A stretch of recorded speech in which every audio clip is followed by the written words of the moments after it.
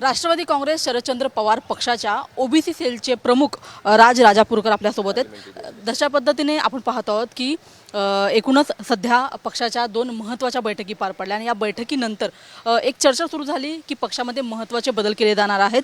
जयंत पाटील जे प्रदेशाध्यक्ष आहेत त्यांची तिथून उचलबांगडी केली जाणार आहे। अनेक कार्यकर्त्यांनी पक्षाच्या बैठकीमध्ये तशा पद्धतीची भावना बोलून दाखवलेली होती। कार्यकर्ता म्हणून तुम्हाला काय वाटतं? नाही, मी पक्षाचा कार्यकर्ता गेल्या 18 वर्षापासूनचा आहे आणि एक सामान्य कार्यकर्ता म्हणून आम्ही आमच्या एखाद्या सामान्य पातळीवरून त्या ठिकाणी काम करत स्वतःच्या कर्तृत्वावरती आम्ही इथपर्यंत येतो करून म्हणजे माझ्या बाबतीत विचार केला तर मी साधारणतः राष्ट्रवादी काँग्रेस पक्षाच्या ओबीसी सेलचा मी एका वॉर्डावरती एक सचिव होतो एका जिल्ह्यातला। आज मी महाराष्ट्राचा अध्यक्ष आहे। हे माझं कर्तृत्व आहे, इथपर्यंत मी आलेलो आहे। माझ्या कर्तृत्वावरती मी इथपर्यंत पोहोचलेलो आहे करून त्यामुळे आम्हाला आमच्या कामाच्या माध्यमातून कर्तृत्वाच्या माध्यमातून आम्हाला पदं मिळालेली असतात। त्यामुळे उठलं म्हणाला कोणी म्हणाला कोणी आला आणि म्हणाला की राजीनामा द्या करून म्हणजे एखाद्या महाराजाने यायचं कीर्तन करायचं लोकांनी टाळ्या वाजवायच्या तेवढ्यापर्यंत ठीक आहे करून पण एखाद्याचे राजीनामा मागायचे असेल तर त्याचं कर्तृत्व बघा, त्याचा परफॉर्मन्स चेक करा। जयंत पाटील साहेबांच्या बाबतीमध्ये जर बोलत आलं तर मला असं वाटतं की एक अत्यंत उत्कृष्ट असं मॅनेजमेंट आणि एक्झिक्युशन असणारे व्यक्तिमत्व आहे ते करून अत्यंत उत्कृष्ट म्हणजे प्रत्येक आम्ही साधारणतः 32-42च्या आसपास सेल आहेत फ्रंटल्स आहेत करून या सगळ्या लोकांना एकत्रित घेणं, प्रत्येकाला वेळ देणं, प्रत्येकाकडनं समजून घेणं, प्रत्येकाला एवढ्या फास्ट एवढ्या काळामध्ये प्रत्येकाकडून जाणून घेणं, त्याच्याशी कोऑर्डिनेट करणं एक प्रांताध्यक्ष म्हणून मोठं काम आहे हे करून मला वाटत नाही। म्हणजे मला तसं वाटतं की येणाऱ्या काळामध्ये म्हणजे जर त्या ठिकाणी सत्ता आली असली तर मला असं वाटतं की जयंत पाटील साहेबांना मुख्यमंत्री करायला हवं होतं म्हणजे इतकं उत्कृष्ट व्यक्तिमत्व आहे करून ते करून मग अशा व्यक्तिमत्वाला त्या ठिकाणी तुम्ही त्या ठिकाणी राजीनामे द्या हे द्या आणि ते पण ज्या वेळेला आपण त्या ठिकाणी आत्मचिंतन करतो आहोत त्यावेळेला त्या ठिकाणी असलेल्या पराभवाची कारणं घेऊन त्याच्यावरती आपण फोकस केला पाहिजे। आपण आपल्या सूचना 4 भिंतीच्या आतमध्ये मांडल्या पाहिजेत।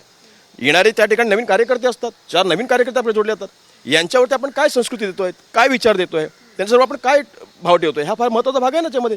त्यामुळे आपण आपल्याच कुटुंबाचे धिंडवडे काढायचे हे काही योग्य नाही। आपल्याच पक्षातील काही प्रमुख पदाधिकाऱ्यांनी अशा पद्धतीची मागणी माध्यमांच्या समोर केली आणि जशा पद्धतीने बैठकीचं स्वरूप होतं अनेक कार्यकर्त्यांनी शरद पवार यांच्या उपस्थितीमध्ये ही मागणी केलेली आहे तर तुम्ही तरी सुद्धा यांच्या विरोधात आहात? नाही, असं आहे की अनेक कार्यकर्ते म्हणजे कोण, मी स्वतः पार्लमेंटरी बोर्डचा सदस्य आहे, मी पण आहे ना। मी त्या ठिकाणी एवढ्या मोठ्या सभेच्या ठिकाणी मलाही मत मांडता आलं असतं पण आपल्यासमोर देशाचा एवढा मोठा नेता आहे, पवार साहेब उभे आहेत। पवार साहेबांसमोर आपण काय बोललं पाहिजे, काय मांडलं पाहिजे याचं थोडंसं भान राहिलं पाहिजे ना। आज माझं हे नियुक्ती झालेलं आहे।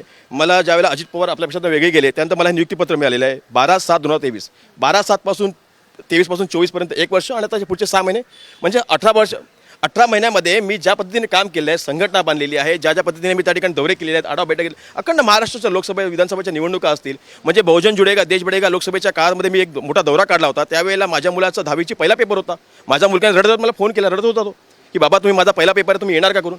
पण त्यावेळेला मी पक्षाचं काम करत होतो, लोकसभेचं काम करत होतो, विधानसभेचं काम करत होतो। 35 पोलीस केसेस माझ्यावरती, 18 वर्ष माझा प्रवास आहे, इथपर्यंत मी असंच आलेलो नाही आहे। मग आमच्यासारख्या कार्यकर्त्यांना उद्या म्हणायचं की तुम्ही उठून राजीनामा द्या हे कसं काय शक्य करून आणि कसं मंजूर घ्यायचं आम्ही? आगामी काळामध्ये स्थानिक स्वराज्य निवडणुकीच्या एकूणच रोहित पवारांच्या मतदारसंघामध्ये कर्जत जामखेडमध्ये रात्री 12:30 वाजता 1:15 वाजता मी मिटिंग घेतलेली आहे सायकरवाडीमध्ये राशीनमध्ये। तिकडचे गाववाले बसले होते, रात्री 12:30 वाजेपर्यंत आम्ही काम करायचो। मी दिवसाला 3-3 सभा घ्यायचो, 27 सभा घेतलेल्या आहेत मी। मग एवढं मोठं काम करत असताना त्या ठिकाणी कोणी येणार आणि म्हणणार की राजीनामे द्या करून काही हे आहे का, खैरात आहे का? आमच्या कर्तृत्व मला मिळालेलं आहे करून। पक्षामध्ये रोहित पवार जयंत पाटलांच्या विरोधात काम करतात? नाही, मी रोहित दादांच्या मतदारसंघात गेलो तो फक्त उदाहरण तुम्हाला दिलं। मी कोणाच्या विरोधामध्ये काम करतो याच्यामध्ये मला काही संबंध नाही, काही घेणदेण पण नाही आहे। माझं म्हणणं एवढं आहे की प्रक्रिया आहे आणि त्या ठिकाणी एक प्रोसेस असतो करून। आज आपल्याला एखादं मत मांडायचं असेल तर ते पार्लमेंटरी बोर्डमध्ये मांडावं, 4 भिंतीच्या आतमध्ये मांडावं।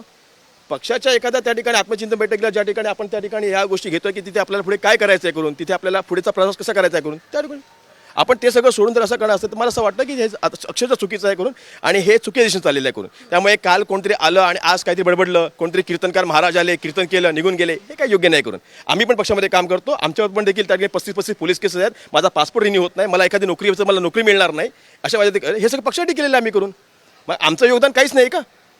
हे योगदान आहेच ना। आणि हे योगदान आम्ही पक्षासाठी का दिलं? कारण की आमच्या मनामध्ये आणि हृदयामध्ये शरदचंद्र पवार साहेब आहेत। त्या पवार साहेबांसाठी मी माझा घरदार सोडून, माझा कामधंदा सोडून मी 24 तास देतो। एक शेवटचा प्रश्न असा की आता आगामी काळामध्ये देखील निवडणुका पार पडणार आहेत. जर पक्षामध्ये काही महत्त्वाचे बदल झाले तर पक्षाला पुन्हा यश मिळेल अशी अनेकांची भावना आहे. तुम्हाला काय वाटतं, येणाऱ्या या निवडणुकीच्या अनुषंगाने पक्षामध्ये बदल व्हावेत, जयंत पाटील यांचं पद जे आहे ते दुसऱ्यांना दिलं पाहिजे, त्या नवीन चेहरा आला पाहिजे, की त्याच्याने काय फायदा तोटा काय होईल, काय वाटतं? पक्षाची जी काही त्या ठिकाणी अजित पवार गटामध्ये गेल्यानंतर जे काही त्या ठिकाणी विभागणी झाली, मला असं वाटतं की एक चांगल्या पद्धतीचं नेतृत्व पक्षाला मिळालं आदरणीय पवारसाहेबांच्या विचारांच्या खाली, मार्गदर्शनाच्या खाली, आणि जयंत पाटील साहेब.